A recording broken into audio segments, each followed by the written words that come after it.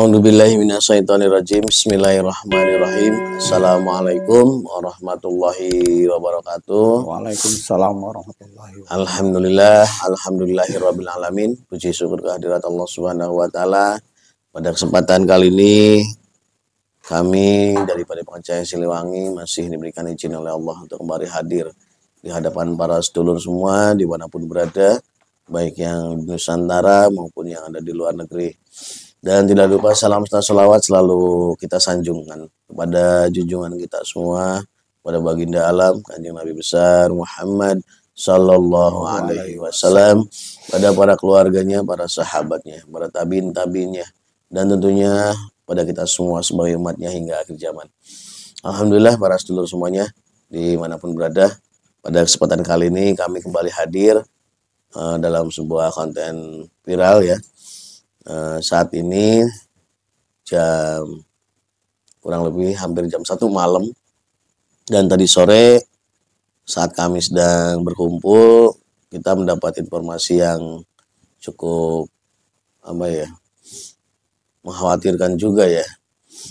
Ya walaupun di konten-konten sebelumnya sebenarnya sudah banyak peringatan tentang hal yang akan terjadi seperti ini. Jadi ada kejadian-kejadian gempa di Nusantara ini yang secara waktunya itu seperti seperti beruntun gitu. Jadi ada 7 titik yang kami dapat informasi dari BMKG, itu mulai dari Banten lalu menuju ke Bandung aja sampai 2 kali. Yang pertama itu tadi jam 10 pagi, dan tadi malam sudah terjadi lagi dengan kekuatan skala Richter yang hampir sama, 4,1 dan 4 skala Richter. Lalu berlanjut ke Pangandaran, lanjut ke Jogja, dan terus ke Maluku, dan loncat ke Sulawesi di 2 titik. Jadi di Sulawesi pokoknya 2 titik. Dan cuman memang secara kekuatan itu masih di bawah 5 skala Richter semuanya. Ada yang 3,5, 4,1, 4 skala Richter, dan ada yang cuma 2,1 skala Richter. Cuma kita tidak hadir di sini untuk menilai itu semua secara ilmiah. Itu biarkan tugas BMKG yang memberikan kesimpulan-kesimpulan seperti itu ya. Tetap kami akan melihat kejadian ini sebagai satu bentuk fenomena. Kenapa ya? Karena kejadiannya itu 1 hari. Jadi 1 hari beruntun gitu, seperti ada satu sambungan gitu ya Kang ya. Jadi 1 titik terus ini selesai, nanti beberapa jam kemudian muncul seperti itu. Nanti kita akan coba lakukan mediumisasi, kita akan melihat secara dari sisi goibnya ada fenomena apa, dan ini sebagai pertanda apa. Walaupun memang beberapa kali juga dalam medium-medium sebelumnya sudah dikabarkan bahwa akan terjadi banyak gempa, tapi ya kita tidak menyangka kalau banyak gempa ini terjadi di tempat yang berbeda tapi di hari yang sama. Kalau kebanyakan kan biasanya banyak gempa di 1 titik aja gitu kan ya. Misalkan 1 titik pernah kan waktu itu sampai 70 kali gempa walaupun kecil-kecil. Ini 1 titik wajar lah ya. Ini beberapa titik tempat. Ini yang akan kita coba cross check dari sisi goib apa sebenarnya yang akan terjadi. Dan sebelum kami melakukan proses mediumisasi, seperti biasa izinkan kami dari Padepokan Cahaya Siliwangi untuk mengucapkan rasa terima kasih kami pada sedulur semua yang selama ini sudah setia menonton video-video kami, sudah tulus memberikan doa kepada kami sehingga kami masih bisa eksis seperti saat ini. Dan untuk melakukan proses mediumisasi, saya sudah ditemani oleh salah satu mediator dari Padepokan Cahaya Siliwangi dengan Kang Nunung Nusantara. Siap Kang? Oke, kita mulai langsung proses mediumisasinya. A'udzubillahi minasyaitonirrajim. Bismillahirrahmanirrahim. Ya Allah, dengan izin guru saya Sang Hyang Nur Cahyani Nirwana, saya protek tubuh mediator dari masuknya jin iblis siluman fasik. Semua jin iblis siluman fasik yang berusaha masuk menembus ke dalam tubuh mediator, maka semua yang terpental ke neraka jahanam. Allah Sallallahu alaihi Muhammad sallallahu. A'udzubillahi minasyaitonirrajim. Bismillahirrahmanirrahim. Ya Allah, dengan izin guru saya Sang Hyang Nur Cahyani Nirwana, saya menarik salah satu goib yang sudah muslim, saya mohon hadir yang bisa menjelaskan fenomena yang baru saja terjadi hari ini. Terjadinya gempa, 7 titik gempa dalam waktu 1 hari. Yang bisa menjelaskan secara sisi goib. Silakan siapapun yang diberikan izin untuk bisa menjelaskannya. Hadir di tempat ini. Allah. Allah. Masuk dalam tubuh mediator. Silahkan. Energinya menjadi sinkron dengan tubuh mediator. Sinkron. Menjadi nyaman dalam tubuh mediator. Allah. Sallallahu ala Muhammad. Sallallahu ala Muhammad. Sallallahu ala Muhammad. Kita seorang tersambung otomatis bisa berbicara bahasa manusia. Allah. Sallallahu ala Muhammad. Dibersihkan dari penyusup-penyusup. Apabila ada jin iblis siluman yang ikut masuk mendompleng, maka otomatis semuanya terlempar ke neraka jahanam. Allah. Saya hanya meminta sosok goib yang sudah muslim yang bisa menjelaskan fenomena yang baru saja terjadi. Allah. Sallallahu alaihi Muhammad sallallahu. Sinkron, menjadi nyaman. Silakan menjadi nyaman. Sallallahu alaihi Muhammad sallallahu alaihi wasallam. Mohon maaf kalau boleh tahu, silahkan saya izinkan untuk memperkenalkan diri, siapa Anda dan dari mana Anda. Assalamualaikum. Waalaikumsalam warahmatullahi wabarakatuh. Alhamdulillah. Perkenalkan, nama hamba Abdul Muhid. Ya. Hamba dari Ciamis. Wilayah hutannya atau wilayah pantainya? Wilayah pantai. Pantainya. Muara Ciamis. Ya. Saya ucapkan selamat datang di majelis kami dan terima kasih atas kesediaannya untuk hadir di sini, dan tentunya panjenengan juga sudah paham apa maksud kami mengundang kehadiran panjenengan di sini dan apa yang akan dibahas di sini.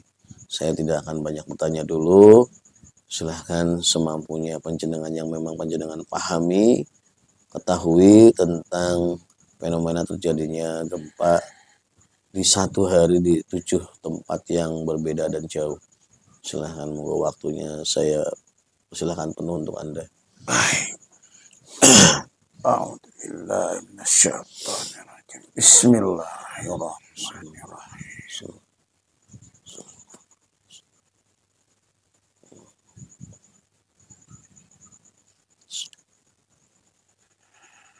Kejadian-kejadian yang saat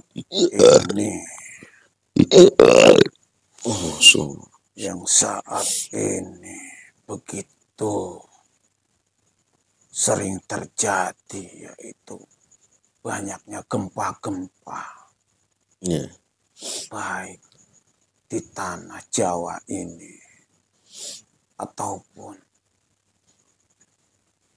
di luar Jawa.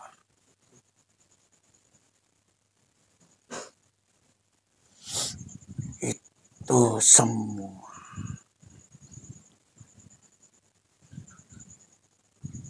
secara keseluruhan umumnya adalah teguran, peringatan untuk kita semua, terutama untuk yang beriman secara umum. Tapi ada hal lain sebenarnya tentang kejadian-kejadian ini. Karena belum lama dari tempat tinggal saya, kemarin di Garut juga, di lautan Garut sana juga terjadi gempa yang begitu dahsyat.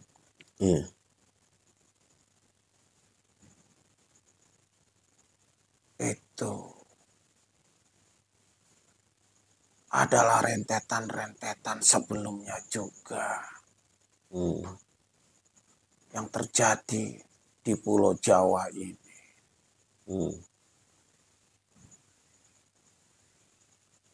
Semuanya itu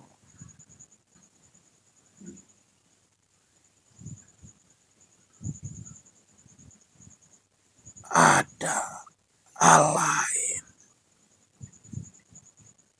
di alam yang tidak nampak oleh manusia. Sebutlah alam gaib sana. Terjadinya energi, benturan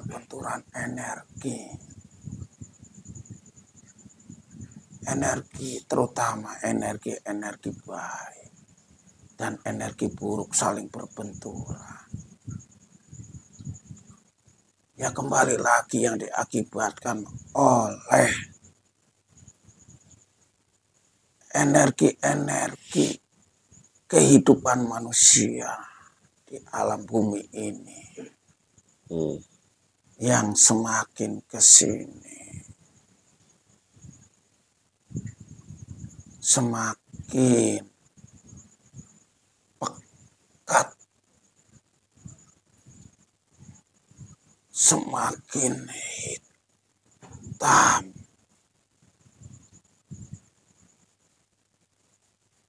dan juga karena dipengaruhi oleh energi gaib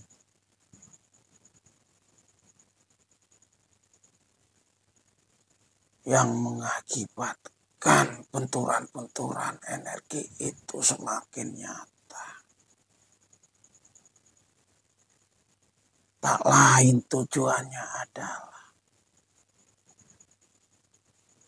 agar energi buruk itu memenangkan. Kalau disebut pertandingan atau pertempuran, memenangkan pertempuran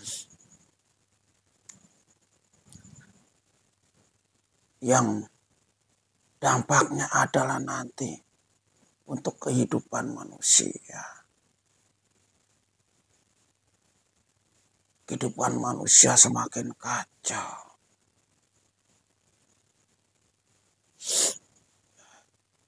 Mereka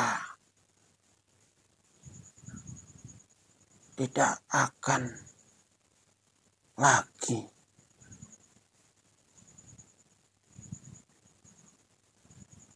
ingat 100% ke Tuhan. Mereka hanya dihantui dengan ketakutan, kekhawatiran, kewaswasan. Sehingga mereka nantinya akan melakukan semua ibadah, tapi dengan tujuan untuk menyelamatkan dirinya, bukan karena pengabdiannya kepada Sang Penciptanya. Itulah kenapa sampai saat ini begitu banyak sekali, sebutlah gempa menurut di dunia manusia, di mana-mana, untuk menimbulkan kekacauan, kekhawatiran.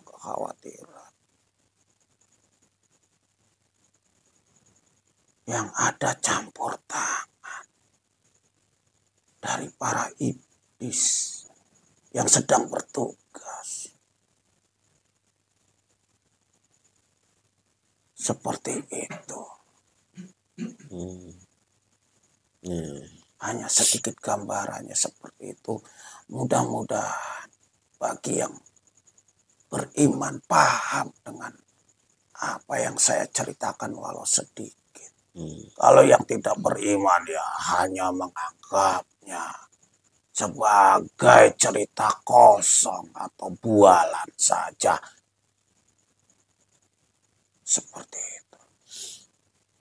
Terima kasih atas penjelasannya Ki ya. Berarti sekarang saya boleh bertanya Ki ya. Silakan. Ini saya mau yang saya pertanyakan di sini, ini kan ada perbedaan dengan kejadian gempa-gempa sebelumnya. Kalau kejadian gempa-gempa sebelumnya biasanya mungkin kadang ada yang lebih dari 70 kali getaran, bahkan juga pernah ada yang lebih dari 100 kali getaran. Tapi itu di satu titik. Nah, yang saya pertanyakan, kenapa gempa yang baru saja terjadi tadi dari pagi sampai malam ini itu di tempat-tempat yang berbeda, cuma waktunya yang bersamaan. Jadi ada kalau yang biasanya satu tempat yang sama di waktu yang berbeda, biasanya udah selang 1 hari ada susulan gitu, gempa susulan dengan tekanan yang semakin menurun, seperti getaran saat pertama dipukul kan terus ada getarannya. Satu hal yang wajar. Nah, ini getarannya ini berada di beberapa titik, teng teng teng teng gitu. Apakah ada maksudnya ada hal lain gitu. Kalau secara umum tadi aku sudah menjelaskan bahwa semua gempa ya intinya kalau kita bagi orang yang beriman adalah sebagai satu teguran, peringatan supaya kita lebih mengingat lagi kepada Allah, atau mungkin bisa dikatakan sebagai hukuman bagi orang-orang yang ya melakukan atau yang menghasilkan energi negatif tadi. Nah, kalau yang ini kan ada sisi yang berbeda. Sebenarnya apa yang terjadi dari perbedaan dengan gempa-gempa yang sebelumnya?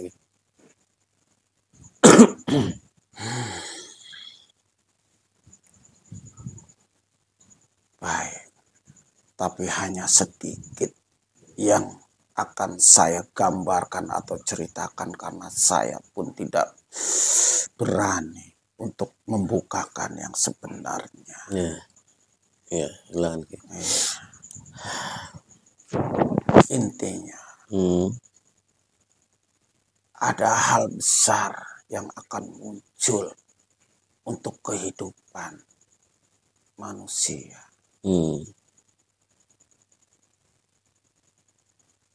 Itu terjadinya gempa adalah kalau ibaratkan simpul adalah simpul-simpul, titik-titik tali-tali, sambungan-sambungan. Nah, di situ di bawah lapisan-lapisan itu yang saat ini disebutlah gempa itu sedang ada pergolakan atau pematangan energi besar yang luar biasa. Suatu energi pekat yang itu bukan energi yang berasal dari kehidupan manusia. Tapi energi dari iblis.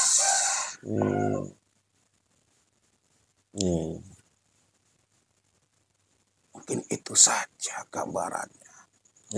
Mohon maaf, saya tidak bisa menjelaskan secara gamblangnya. Mudah-mudahan Pras dulu juga bisa menangkap ya arah tujuannya. Ya, kalau saya secara pribadi saya sudah bisa menangkapnya. Mudah-mudahan. Berarti kalau begitu ya bisa lebih tepatnya mungkin satu peringatan ya. Yang penting begini saja, saudaraku. Di mana terjadinya yang dinamakan gempa itu, tinggal kita perhatikan saja.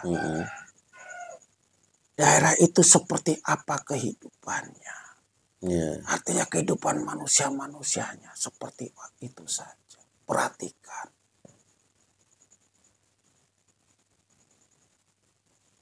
Apakah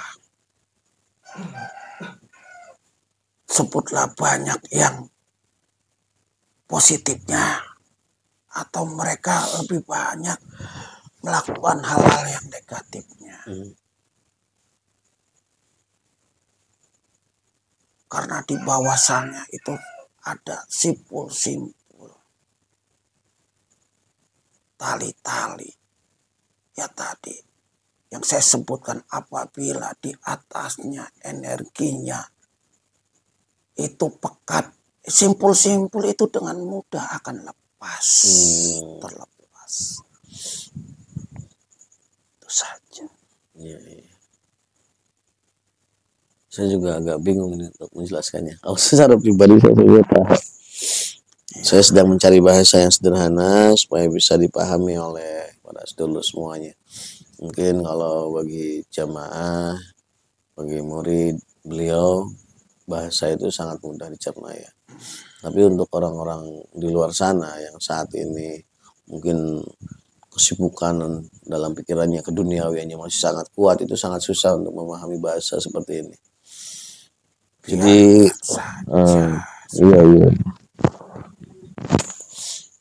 Ya tujuan kita kan membuat istilahnya membuat konten video ini bukan bukan hanya sekedar hiburan kan ya. Tapi juga memberikan satu siar informasi yang mudah-mudahan bisa menjadi salah satu wasilah bagi terbukanya hidayah di dalam istilahnya di orang-orang yang menyaksikan video ini sebagai jalan dari Allah untuk memberikan hidayahnya. Insya Allah. Amin. Apa yang dilakukan oleh murid-murid beliau, jamaah-jamaah beliau ini akan bermanfaat. Amin. Insya Allah itu. Saya yakin itu karena saya juga panjenengan yang muslimkan. Ya. Saya sangat berterima kasih. Karena memang betul hidayah itu datangnya dari Allah, bukan dari kita. Sekuat apapun kita, sejelas apapun kita menggambarkan, menceritakan. Betul. Kalau memang Allah tidak mengendaki atau mengizinkan hidayah itu masuk ke dalam kolbunya, tetap saja akan gelap. Betul. Tapi bagi mereka memang sama Allah hidayah itu harus masuk. Insya Allah. Saya yang tadinya siluman, sekarang sudah berubah karena hidayah dari Allah melalui syiar panjenengan. Alhamdulillah.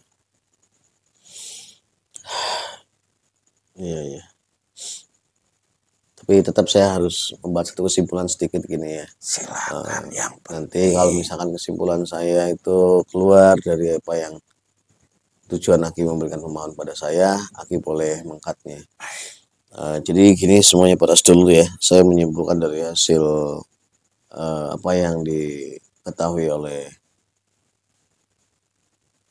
beliau. Jadi intinya begini. Dalam dunia atau dimensi lain atau disebut tadi dunia gaib, sebenarnya kan kita berdampingan dengan mereka. Cuma karena memang Allah sudah memberikan hijab antara alam nyata dan alam gaib, ya hijab Allah itu ya sangat kuat, tidak bisa ditembus kecuali dengan satu hal, dengan hal-hal yang ditentukan. Jadi intinya energi-energi yang dihasilkan dalam kehidupan kita sebagai manusia di dunia nyata ini sangat berefek dan berpengaruh kepada dimensi gaib tadi. Dan perlu diketahui bahwa di lapisan bawah atau dimensi gaib yang ada di tempat kita itu ada satu kekuatan hitam besar, kekuatan pekat yang besar yang mengintip. Artinya mereka itu terkunci, mereka itu tertawan dan memang ditawan dengan satu kekuatan. Dan kekuatan yang menguncinya itu akan terlepas pada saat energi negatif atau energi yang sama dengan mereka itu semakin kuat di atas tempat simpul tersebut. Misalkan di satu wilayah, di contoh kita misalkan di Bandung yang terjadi gempa. Di bawah area Bandung ini, mungkin kalau kacamata ilmiah itu melihatnya batuan-batuan gitu kan. Ataupun tadi lempengan-lempengan itu yang terlihat oleh dunia ilmiah. Nah, kalau karena kita melihat dari dimensi goib ya itulah goibnya. Artinya di area bagian lempengan-lempengan yang dimaksud oleh para ahli tersebut adalah pusat aktivitas wilayah goib yang ada di Bandung tersebut. Dan ini menjadi satu simbol, artinya mereka terkurung oleh satu kekuatan, terkunci, dan kunci ini akan terlepas pada saat energi di atas atau di kehidupan nyata di wilayah tersebut itu mendukung atau energinya sama dengan yang terkunci tersebut. Artinya semakin banyak keburukan, kemaksiatan, atau hal-hal yang sifatnya menghasilkan energi pekat tadi, energi hitam tadi, maka simbol di situ akan rusak dan terbuka. Artinya maka mungkin terjadi penyatuan antara energi pekat dari alam nyata dengan dimensi goib tadi. Maka terjadi satu gerakan atau goncangan. Mungkin seperti itu ya. Betul, seperti itu prosesnya. Berarti artinya ya kalau memang kita itu menginginkan hal itu tidak terjadi ya tergantung masyarakatnya sendiri atau orang-orang yang mendiami wilayah tersebut. Betul sekali. Jadi ketika energi itu sudah bersatu dengan kehidupan kita, otomatis kita semakin jauh dengan Sang Pencipta. Walaupun dalam kehidupannya nanti akan selalu mengucapkan mulutnya Sang Pencipta. Tapi pandangan terhadap yang ditujunya semakin gelap. Semakin gelap. Seperti kabut yang menghalangi pandangan manusia. Iya, bukan itu tujuannya mereka. Iya, saya paham. Jadi menyambung dari tadi kesimpulan saya. Jadi intinya pada saat energi pekat itu sudah berjatuh, maka efek dari energi pekat yang menyatu antara energi di alamnya antara dengan dimensi goib tadi itu akan menyebarkan sebuah virus. Virus tadi yang dikatakan Aki itu bahasanya sangat bagus. Virus ketakutan. Virus ketakutan yang akhirnya memunculkan rasa was-was dalam setiap diri manusia, dan itulah senjata yang paling ampuh. Iya kan? Senjata yang paling ampuh bagi musuh kita semua, bagi iblis, untuk bisa menjauhkan kita dari Allah. Sekalipun kita itu sholat, ngaji, karena apa yang dilakukan itu dalam kondisi kewaswasan, ketakutan, ingin selamat, bukan karena lillahi ta'ala untuk menjalankan ibadah. Jadi ibadahnya itu udah ketempelan embel-embel tadi supaya selamat ini. Bukan kemurnian lagi dalam menjalankan proses ibadah sebagai satu bentuk kewajiban dan penghambaan. Artinya halus banget ya. Mereka nggak sadar ya karena mereka dalam konteks tetap yang sama, mereka ibadah, mereka ngaji, mereka sedekah, tapi ada kabut yang menghalangi dari kebersihan, keikhlasan mereka untuk menjalankannya. Seperti itu ya. Sangat luar biasa ya strateginya. Dan apabila nanti simpul-simpul yang terbentang dari pulau ke pulau lainnya terbuka, ya disitulah yang tadi dikatakan akan muncul sesuatu yang menurut orang-orang akan bisa menolongnya. Disitulah kekacauan-kekacauan itu sudah timbul, sudah muncul, ketakutan-ketakutan sudah muncul, dan akan datang nanti yang bisa menolong menurut mereka, padahal bukan mau menolong, tetapi akan menjerumuskan. Maka tetaplah waspada dan saling mengingatkan untuk yang masih seiman. apa tidak salah, apa yang dimaksud Aki itu Dajjal. Yang saya tahu yang punya misi seperti yang Aki sampaikan tadi, mereka datang seolah-olah membantu, padahal mereka menipu, itu kan karakter khasnya Dajjal. Apakah maksudnya saya, apakah simbol-simbol yang terbuka ini ikatan-ikatan dari Dajjal yang terikat itu?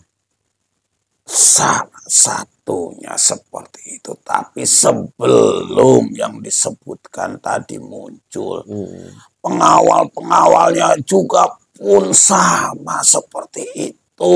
Sifatnya sama. Sifatnya sama. Baru sama pengawal-pengawalnya juga kita Takluk. sudah ketakutan, sudah kekhawatiran ke sana kemari. Belum lagi nanti rajanya muncul. Jadi perbedaannya antara gempa yang sekarang dengan yang menghancurkan dengan skala besar, mungkin dari sisi itunya ya. Iya. Kalau yang sekarang ini cuma membuka simpul tali Iya, aja. membuka simpul-simpul. Jadi tinggal kita yang masih bisa berpikir, artinya berpikir secara keimanan, bukan karena logika. Iya. Ya tinggal kita lihat saja. Tidak usah banyak bicara. Lakukan saja dengan yang masih seiman. Iya. Silakan. Nah, kalau menurut pandangan Aki sendiri, Aki kan dari bangsa goib. Sementara mereka juga yang tadi kita ceritakan itu dari bangsa goib juga.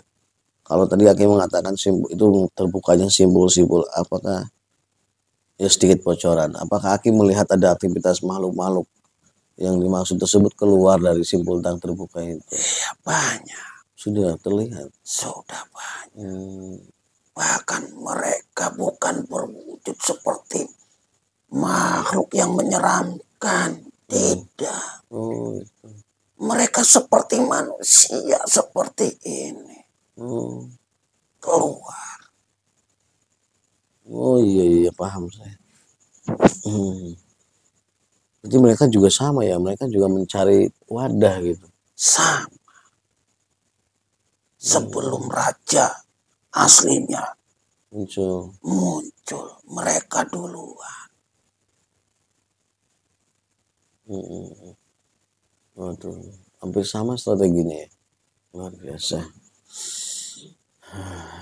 Nah, sebagai penutup Ki, sebelum kita tutup dialog tentang gempa-gempa ini, silahkan apa barangkali ada yang mau Aki sampaikan sebagai kata-kata penutup.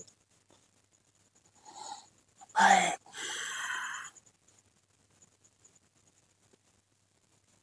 Saya hanya berpesan untuk semua yang seiman.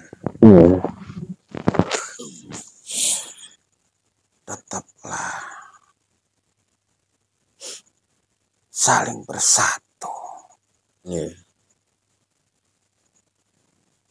Galang kekuatan yang masih beriman. Supaya bisa membentengi, terutama dari kita dulu yang masih sama ini beriman. Karena insya Allah energi itu bisa membentengi nanti ke yang lainnya juga. Seandainya pun, karena memang jumlahnya, kita sudah kalah jumlah. Tapi paling tidak semuanya hancur. Ada cahaya terang nantinya. Semoga dengan cahaya terang itu, saudara-saudara kita yang dalam keadaan kegelapan akan melihatnya. Mereka akan mau datang ke cahaya terang itu. Jadi tetaplah di jalur yang saat ini, saudara-saudaraku semuanya yang sedang dilakukan, murid-murid beliau, jamaah-jamaah beliau. Amin. tetap bersatu, kibarkan, terangkan cahaya-cahaya itu untuk menolong saudara-saudara kita yang dalam keadaan gelap. Tetap bersabar. Jangan ingin tampil di depan umum. Guru kita pun sama. Tidak tampil di depan mata manusia, tapi cahaya beliau di mana-mana. Itu saja. Terima kasih sekali lagi atas kehadiran Aki di majelis ini. Mudah-mudahan informasi dan ucangan-ucangannya bisa menambah istiqomahan kami dalam tawaduan kami kepada guru kita semuanya. Dan mohon maaf apabila ada kata-kata dari kami yang kurang berkenan, dan silahkan saya izinkan Aki untuk kembali ke tempat asalnya untuk kembali menjalankan tugasnya di sana. Terima kasih sudah diundang ke sini yang kedua kalinya. Iya, sama-sama. Assalamualaikum. Waalaikumsalam warahmatullahi wabarakatuh. Allah. Alhamdulillahirabbil alamin. Para sedulur semua, baru saja kita menyelesaikan satu konten yang berkaitan dengan fenomena gempa pada hari ini, dan tadi banyak sekali ya hal-hal yang mungkin ya secara sepintas tidak terpikirkan oleh kita. Intinya saat ini kekuatan musuh kita sudah mulai terbuka, ya efek dari energi-energi yang dihasilkan dari perbuatan-perbuatan saudara-saudara sekitar kita juga. Dan kita juga tidak bisa menghentikan itu semua karena itu proses proses alami. Kita tetap menjalankan tugas kita, kewajiban kita tetap siar. Persoalan hasil segala sesuatunya itu hak mutlak milik Allah Subhanahu wa taala. Seperti contoh yang berkaitan dengan tadi ya, berkaitan dengan terbukanya hatinya untuk bisa menerima cahaya ilahi atau tercerahkannya. Dan mudah-mudahan ini juga menjadi salah satu referensi untuk para sedulur semua yang sedang berada dalam kondisi yang tadi digambarkan. Karena saat ini benar-benar situasi sedang dibuat supaya banyak manusia itu terkunci, terkungkung atau terkurung dalam rasa takut dan rasa was-was. Dan hal itu pun sudah pernah disampaikan dalam hadis-hadis yang sahih ya, bahwa memang iblis akan memasukkan atau meniupkan rasa takut dan rasa was-was kepada pikiran-pikiran manusia, dan itu memang sudah menjadi tugas mereka. Dan mudah-mudahan bagi kita yang bisa memahami tentang fenomena ini bisa menambah ketenangan, bisa menambah ketawaduan, bisa menambah keistiqomahan dalam kita menjalankan amaliyah-amaliyah selanjutnya. Mungkin hanya itu saja yang bisa kami sajikan pada kesempatan kali ini. Kurang lebihnya mohon maaf. Kami berdua atas nama Padepokan Cahaya Siliwangi mohon maaf dan undur diri. Wassalamualaikum warahmatullahi wabarakatuh.